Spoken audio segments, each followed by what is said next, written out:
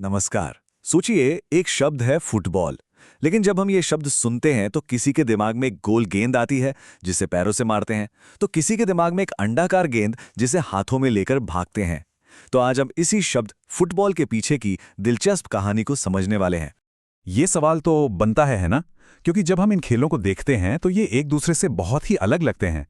एक तरफ सॉकर है जिसमें सिर्फ पैरों का कमाल है, दूसरी तरफ रग्बी या अमेरिकन फुटबॉल जहां गेंद हाथ में लेकर दौड़ना ही खेल का असली मजा है। तो फिर ये सारे खेल एक ही नाम फुटबॉल को कैसे शेयर करते हैं? तो इसका जवाब छिपा है एक बहुत ही सिंपल सी परिभाषा में। फुटबॉल असल में कोई एक खेल नहीं है, बल्कि ये खेलों का एक पूरा परिवार है। और इन सब का मकसद एक ही है, किसी भी तरह गेंद को सामने वाली टीम के गोल तक पहुंचाना। बस यहीं से इन सब की कहानी एक साथ शुरू होती है। तो चलिए इस पहेली को सुलझाते हैं। और इसके लिए हमें चलना होगा थोड़ा नहीं बल्कि बहुत पीछे, इनके साझे लेकिन हैरान कर देने वाले इतिहास में, ये समझने के लिए कि एक ही खेल से इतने अलग अलग रूप कैसे पैदा हुए। आज की तारीख में तो मामला बड़ा सीधा है। फुटबॉल का मतलब इस बात पर निर्भर करता है कि यह शब्द बोला कहां जा रहा है। अमेरिका में अगर कोई फुटबॉल कहेगा तो उसका मतलब अमेरिकन फुटबॉल होगा। वहीं यूरोप, अफ्रीका या दक्षिण अमेरिका में इसका मतलब होगा सॉकर। मतलब जो खेल जहां पॉपुलर हुआ, नाम उसी का हो गया। तो अब चलते हैं कहानी के उस हिस्से में जहां से ये सब शुरू हुआ। एक ऐसा दौर जहां इन सभी फुटबॉल खेलों की जड़ें आपस में जुड़ी हुई थी। एक ऐसा समय जब खेल कम और हंगामा ज्यादा था, और नियम जैसा तो कुछ था ही नहीं। देखिए, गेंद को पैर से खेलना कोई आज की बात नहीं है। सदियों पहले चीन में कुजू और रोम में हर्स्पेक्टम जैसे खेल खेले जाते थे। लेकिन जिस खेल से आज के सारे फुटबॉल निकले हैं, वो था मध्ययुगीन यूरोप का मॉब फुटबॉल। इस बात की एक झलक मिलती है 1174 के इस लेख से। जरा सोचकर देखिए कैसा माहौल होगा। पूरा का पूरा गांव या शहर मैदान में उतर आया है। खिलाड़ियों की कोई गिनती नहीं, कोई नियम नहीं, बस एक ही मकसद है, गेंद को शहर के एक कोने से दूसरे कोने तक पहुंचाना। ये खेल कम और एक तरह का दंगा ज्यादा लगता था। और फिर कहानी में आता है एक बहुत बड़ा मोड़, 19वीं सदी। यही वो वक्त था जब इस जंगली बेतरतीब खेल को इंग्लैंड के पब्लिक स्कूलों में पहली बार नियमों की जंजीरों में बांधा गया। और यहीं से फुटबॉल का वो बड़ा बंटवारा शुरू हुआ। आप देखिए, जब अलग अलग स्कूल आपस में खेलने लगे तो एक बड़ी मजेदार दिक्कत सामने आई। हर स्कूल के अपने अपने नियम थे।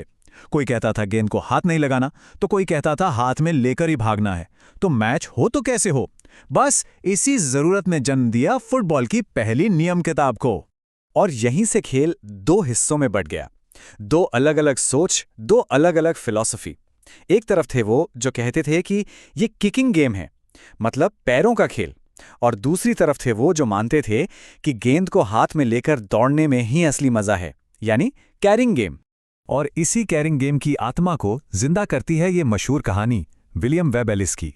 कहते हैं कि 1823 में एक मैच के दौरान उन्होंने नियमों की परवाह किए बिना गेंद उठाई और गोल की तरफ दौड़ पड़े। भले ही ये कहानी सच्ची हो या ना हो, लेकिन इसने एक नए तरह के फुटबॉल को जन्म दे दिया।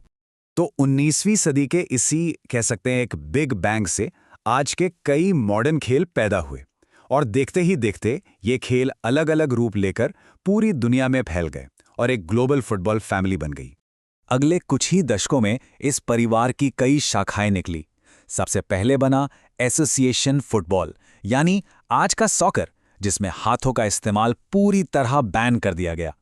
फिर आया रग्बी, जिसने गेंद लेकर दौड़ने को ही अपना मुख्य नियम बना लिया। उधर ऑस्ट्रेलिया में एक बिल्कुल ही अलग ऑस्ट्रेलियन फुटबॉल बना, जिसमें ऑफसाइड का कोई नियम ही नहीं था।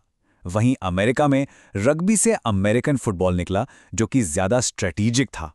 और आयरलैंड ने अपने पारंपरिक खेल को गैलिक फुटबॉल के रूप में सहेज लिया। तो कहाँ वो मॉब फुटबॉल का हंगामा और कहाँ आज के ये सधे हुए प्रोफेशनल खेल। इतनी लंबी कहानी के बाद चलिए वापस चलते हैं हमारे सबसे पहले सवाल पर कि आखिर इस सब का निचोड़ क्या है। और जवाब यहीं छिपा है। ये सारे खेल ब्रिटिश साम्राज्य के साथ साथ पूरी दुनिया में पहुंचे। और फिर हुआ ये कि जिस भी देश में जो भी वर्जन सबसे ज्यादा पॉपुलर हो गया, लोगों ने बस उसी को प्यार से और आसानी से फुटबॉल कहना शुरू कर दिया। नाम एक ही रहा, बस खेल हर जगह बदल गया।